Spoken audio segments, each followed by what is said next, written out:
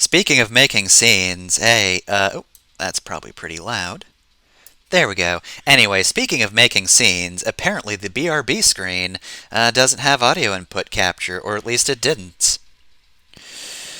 Alright, so yeah, I'm just gonna bring up a browser window and gonna bring up a new window. Just look up. There we go. Server. Alright. So minimize this. Oh, it's also muted VBA. So since I've already save stated, which I'm going to save state again just to make sure, I'm going to close that out. And yeah, let's see. And now for the excitement of making a new scene. See you in a sec.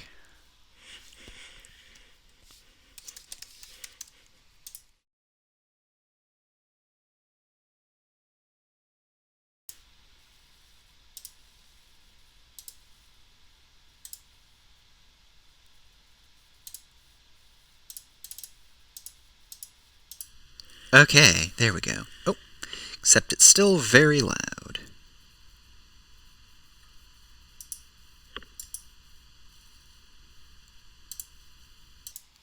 Alright, that should fix it. Okay.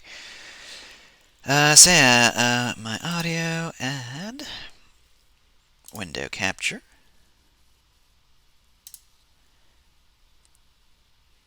Yep, that looks good.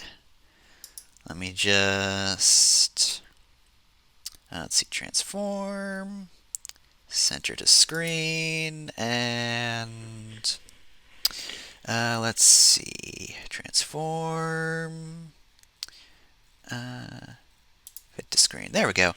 Alright, so, I guess, since I don't want to play another 20 minutes of Mario vs. Donkey Kong, let's play some AI Dungeon just for the heck of it. So let's see, explore worlds, blah, blah, blah. Oh yeah, by the way, AI Dungeon, if you don't know, which, while I explain it, I should change the stream stuff.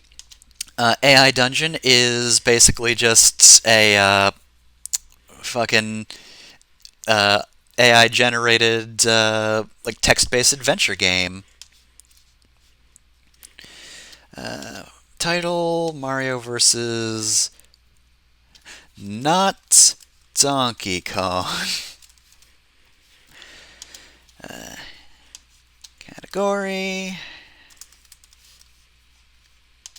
AI Dungeon. Okay. And done. There we go. So yeah, anyway, AI Dungeon is just an AI-generated text-based adventure game. So, as you can see from this, you can just choose a whole bunch of different genres. I guess I will go... let's just go fantasy, I guess. Select a character. Let's see. So... I'm feeling... noble. Enter your character's name. Mario. So yeah, it'll generate Mario. And now, I am Mario, a noble living in the kingdom of Larian. That seems wrong. You have a patch of gold and a small dagger. You are awakened by one of your servants who tells you that your keep is under attack. You look out the window and see a large group of people, some dressed in fur and some bare-chested. Most of them are men, with a few women, children, and a few grunting men carrying sharpened sticks. Well, this is a much different adventure than what Mario was just on. In fact, this kind of puts the whole thing into perspective. I mean, really, Donkey Kong stealing all of Mario's stuff? It seems like the much better alternative at this point. Honestly, is he even really capable of doing anything here? I guess as just sort of a beginning shot, what do you do? I think Mario is going to throw dagger. Oh yeah, and up there it says, new quest, survive the attack on your keep. Don't need to save anyone or anything, just need to survive. So throw dagger at bare-chested man. So I'm gonna tell AI Dungeon to do a thing, and supposedly Mario will do a thing. So yeah, there's the action. And after a moment, you throw the dagger. It flies through the air and into the bare-chested man's heart. He falls over. Brag to the rest of the bandits about that small victory. Also going to do lowercase on that B because you just enter the action and then it adds, you do the thing. So it's not the beginning of the sentence. Just then, a noble enters the room, catching your attention for the first time. He is hastily dressed in leather armor and a red cloak. He carries a sword. Who the hell are you? He asks. All right, perfect time to switch to say, it's, me, Mario. So Mario will now say, it's a me, Mario. What? Me, you fool! The noble replies as he takes off his helmet. No, me, the plumber. What are you, a bloody idiot? Yes. I'm a moron. What do you want? Let's see, what else is there? Okay, so yeah. You can also just, say what happens next. So, if I wanted to do something like, right, just then a noble enters the room, blah, blah, blah, I can just say the thing that's happening. But you know what? I want to let AI Dungeon do some work. So, how do I continue on from here, though? So Mario just called himself an idiot. Well, here's the thing. I don't really know what I want to do in this scene. So what if I just pressed enter without typing anything? Shut the hell up and let's get to work, gentlemen. The bandits begin to fall quickly after your reinforcements arrive. Heck yeah. All right. Well, in that case, let's just rout the bandits. I rout the bandits. Easy enough. The bandits quickly fall to your blade, which, may I remind you, is a tiny dagger. The noble raises an eyebrow but says nothing. We have no need for a hero, he begins. We just need someone who...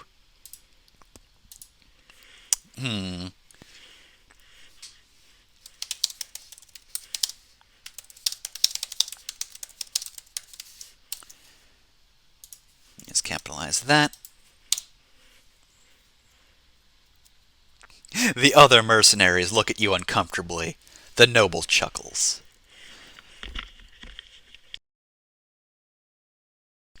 A simple enough job, Ronix that, he says, and dismisses you. You leave the keep. As you near the gate, a few other peasants arrive, fleeing the battle.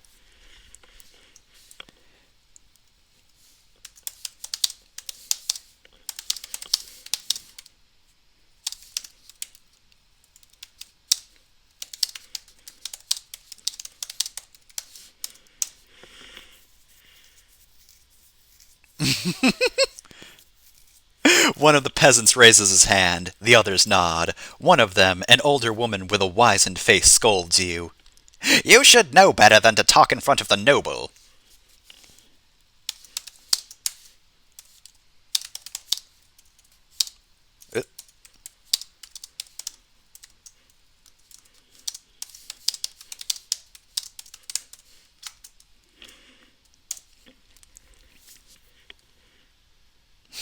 The woman looks at you, nodding slowly. I thought so, she says. You open your mouth to argue, but the noble interrupts you. Well, what does he interrupt me with? Please, carry on. You turn to him, but he is already walking off. You sigh, annoyed, and the woman continues scolding you. I mean, technically I've survived the keep, so I'm just gonna return to my room. You enter your room and find a servant there. She is a young girl, probably 16 years of age. Ah, you're back. I was just coming to get you, she says.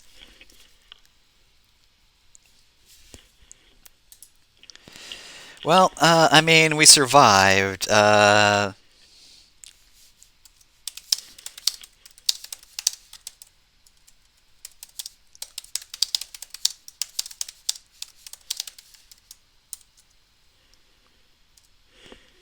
all right, yeah. No, thanks. Oh, well, all right. Well, I guess AI Dungeon only goes so far when you don't have an account, which I don't. And let me tell you, that doesn't sound fun to do on stream. To be fair, probably kind of tough to maintain AI Dungeon, so that's fair. But it is a bit disappointing that nobody will ever get to acknowledge the cool knife throw that Mario did. Like, let's see, where was that? You throw the dagger at the bare-chested man. That was pretty simple. Mario just threw a dagger and killed a man. All right, now is it not going to let me do anything, or like, can I be a witch named Peach? Enter the name of my pet alligator. All right, well, not one to one, but all right. You're Peach, a witch living on the edge of the medieval kingdom of Larian. You have a wand and a pet alligator named Bowser. As you sit in your swamp hut mixing a magical potion, you hear a knock at the door. You open it and see a man, but your attention is called to his traveling companion first. Have you seen a swamp-led field? He asks. No. No? Why? I mean, kind of just gotta keep going. Oh, well. Yeah, so it won't let us look at any of this. Huh. Well, that's another no-go then. I still got 13 minutes, so I've got one more idea. I'll still capture that window, I guess. Let's see if I can capture window mode. Default device. Sure. Alright, launch this.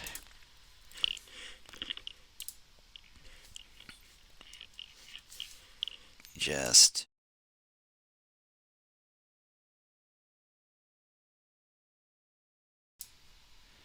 Alright, so... I got one more idea. Let's see. So since I don't want you to put anybody through the riveting process of creating an account with AI Dungeon tonight, let's just do display capture. Am I not going to be able to do this? Darn it.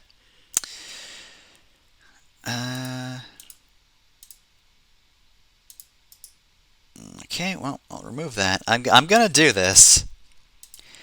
Just seems that unfortunately, I will have to do this manually.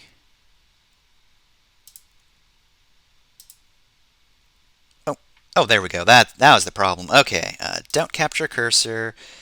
There we go. Let's transform, center it, and then fit to screen. Okay, so last thing for the night, Warning Forever.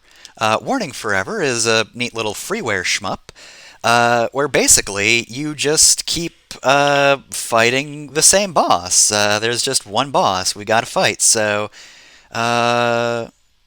looks like I have played this before on this computer. Oh, and this doesn't seem to be working with my controller, which isn't great. Except it is. Oh wait, I'm guessing. Okay, yeah, it just doesn't pick up on the what do you call them?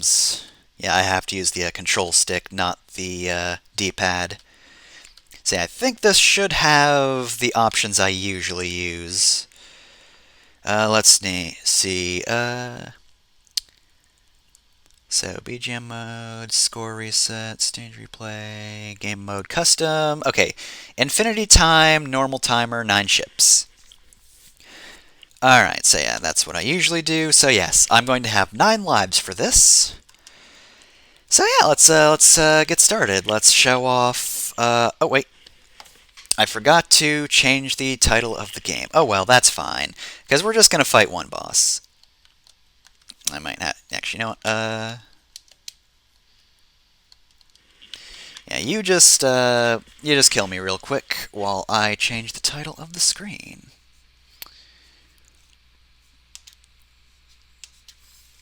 Let's see. Ah, cool, it does have warning forever. Good. I'm doing this for like 10 minutes, but you know what? I've got to make sure that this is all correct. I'm still going to keep the title, though. Okay, anyway. I died 9 times? Okay, good. So, now I'm actually going to play the game. Alright, so, game start. Got one boss. It is the Pure Hearts. So let's see. This button is fire. This button changes the mode of fire. I think this would be Y on an Xbox controller. So yeah, basically, when I press Y, I get this cone that sort of changes its positioning when I move around. And once I start firing, it will keep its position. So yeah, I'm doing this. I'm just moving around in circles, and the little cone is moving accordingly. So yeah, that boss is dead. But then, Octa-Cannoned Pure Hearts. Oh, it's the same guy again. Except this time, he's got some different weapons on him. Just maneuver around like this. Not too much harder, though. So yeah, basically the core in the middle will actually have a lot of HP until you destroy the surrounding parts, at which point it won't have a lot of HP.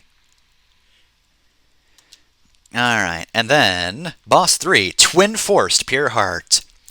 So yes, basically, to just get to the point, Warning Forever is a neat little shmup where basically every time you kill the boss or get killed by the boss, that changes basically its structure and what type of weapons it's using, what kind of parts it has on it.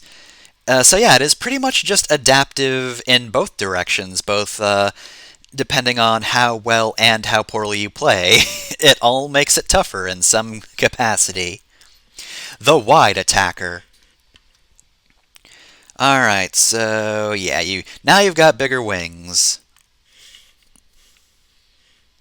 And you've also gotten a lot more Vulcans. I think those are Vulcan shots anyway. But yeah, basically, if a thing kills you frequently, the boss will have more of that on it.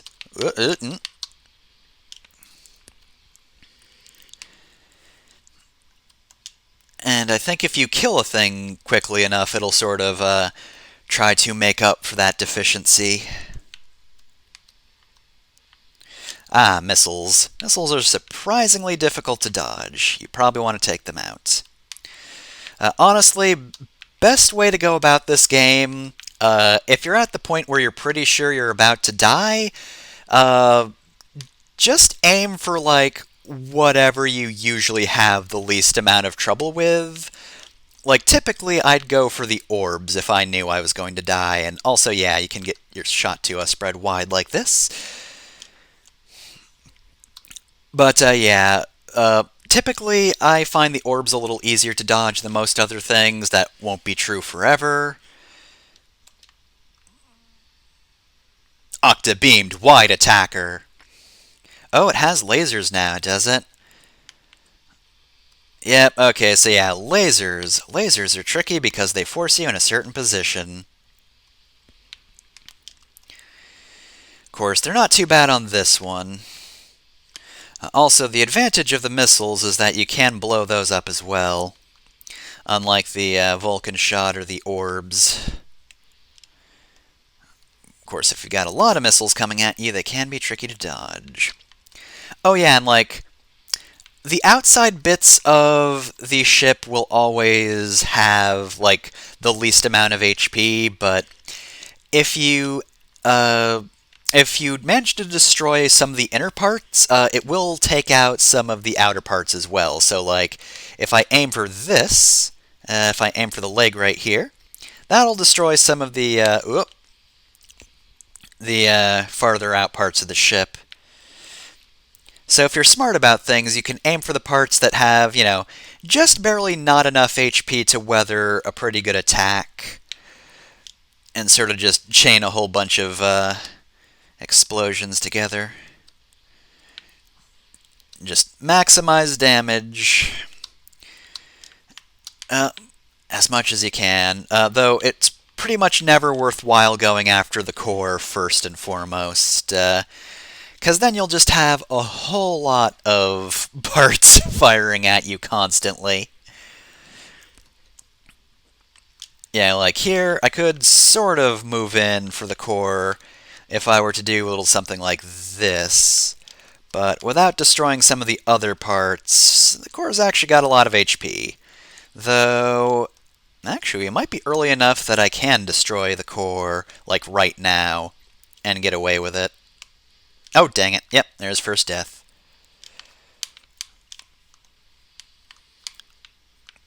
But yeah, see, core is taking a while to destroy at this point. Now, if I blow these parts up, still got a lot of HP. So yeah, even when I try to go in for an early kill, it turns out I was right the first time. Has a whole lot of HP, but I can take it out. Alright, what's next? The Twin-Needled Wing Striker. And yeah, the boss does get different names based on its just general makeup.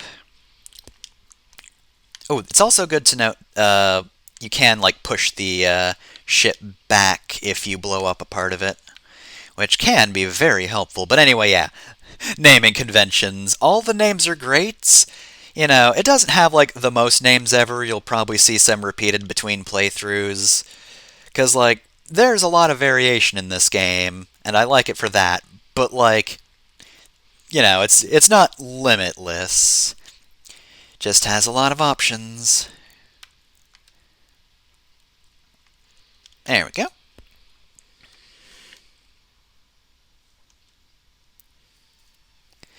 Alright, so Smash is the name of the, sort of spread shot. And then it also has something called Needle, which I don't remember super well. Oh, also, yeah, this boss absolutely can and will put you in a corner and just ram you to death. So if you're not careful and you try to focus on a part with a lot of HP too early on, there's a pretty good chance you could just get killed. You do need to be wary of positioning.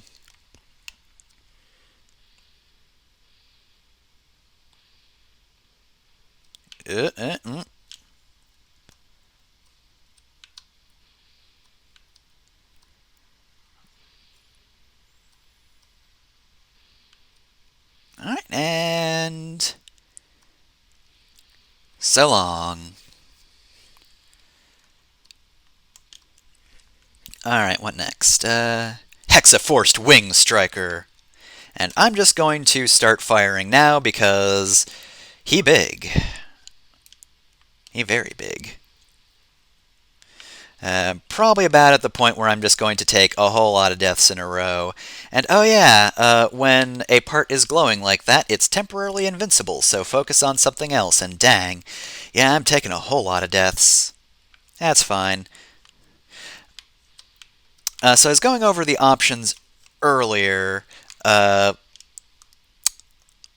didn't really explain those, but yeah, basically you can set, like, how many lives you have or how much time you have. You can give yourself either unlimited lives or unlimited time. I don't think you can do both, or at the very least I've never tried to. Back in the day, I think I typically did like a max time limit, unlimited lives run, but I actually kind of like limited lives, but, unlimited time. Just see how far I can get. The Phoenix. Ah, shit, that's a brick tied to me that's dragging me down. Oh no. Yeah. But anyway, yeah, this is just a super neat game that every once in a while when I'm bored, I will just load up and play for a bit. And yeah, I usually do play with at least time or lives, or unlimited time or lives. Theoretically, you can earn more lives through score, so it's easier to play longer, technically speaking, because you can't earn more time. So 999 seconds is the maximum amount of time. So back in the day, I would basically just play for 999 seconds at a time. See how far I could get.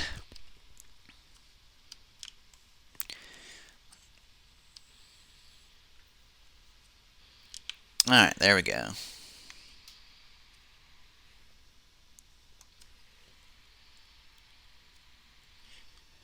Hecto-Vulcan Phoenix. Alright. Yeah, this thing just gets massive. You definitely... Oh, dang it. You definitely need to be wary of just the entrance of this thing at a certain point, just because it'll just... If you don't move, it'll just come in and smash you if you're not paying attention. Heck. Alright, seeing a little more needle. It works pretty much like the Vulcan shot, which is probably why I don't remember it. It is seemingly the least unique projectile. I'm sure it has its own particular properties, but I don't remember them.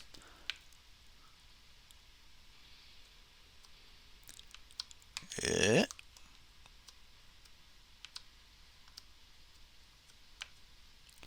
Man, even when there's just a small part left on this thing, the core does not want to die. Of course, it helps if you focus fire.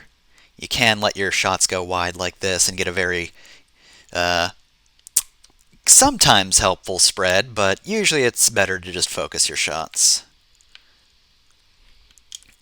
I also just generally prefer this mode of fire over this, because this is just forward. Which, I don't know, I've never found super helpful. Especially since you do want to be all over the place. Like I said, there just comes the point where... Oh god.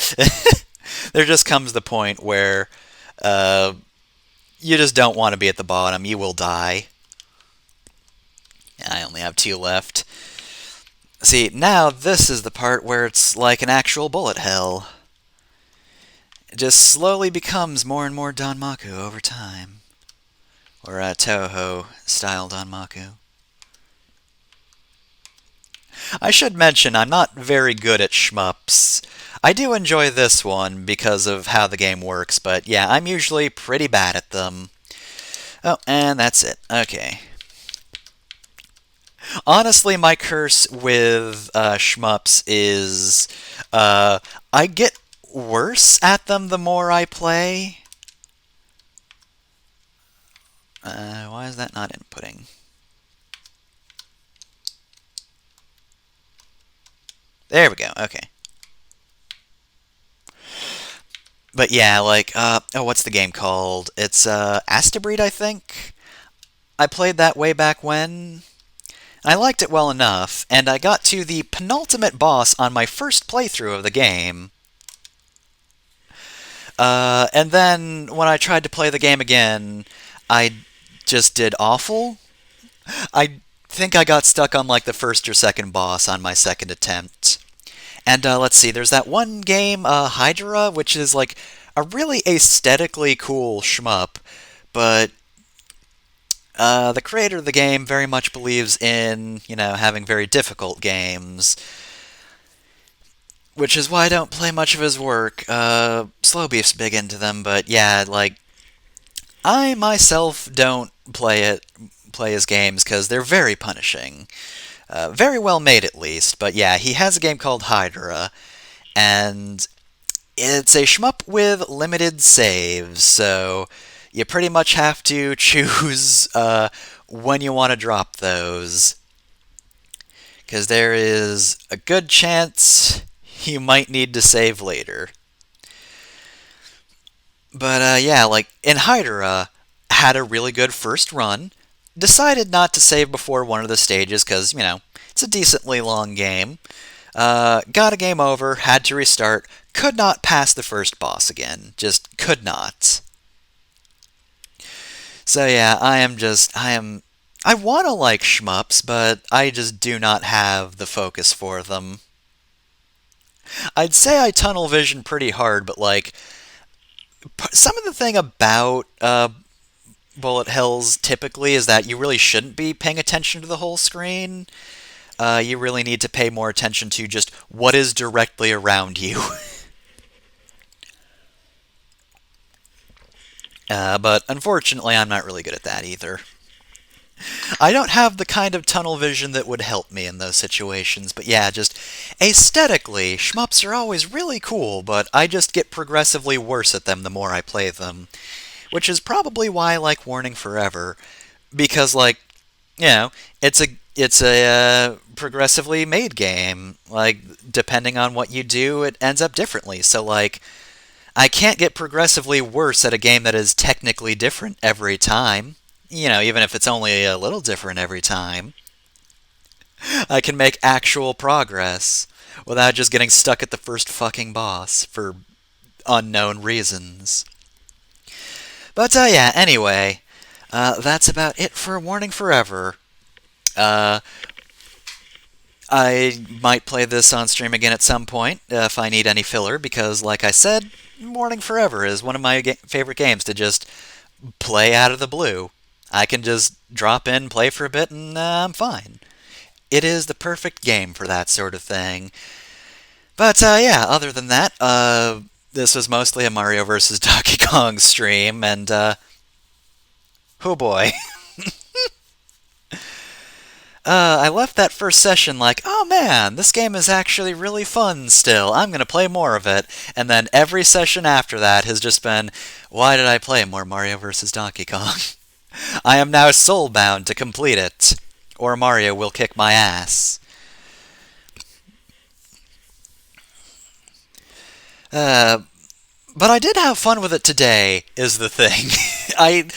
It was just this huge mood whiplash of, oh wow, the plus stages are actually fun, to, nope, the plus stages stopped being fun. No more of that. That has just become not fun. So yeah, hopefully next time Spooky House can bring some good stages to the table, because, hey, World 3 had some good ones. There were some good stages. Just wasn't all of the stages. But yeah, I don't have much more to say outside of just, So, yeah, I guess next time will be probably the wrap-up of Super Hot, unless that runs into another session. And then next week on this day, it shall be more Mario vs. Donkey Kong. I'm guessing that will only be 2 more worlds of Mario vs. Donkey Kong. I get the feeling that Twilight City is just going to need to be its own session. But yeah, thanks for joining me. I will see you next time.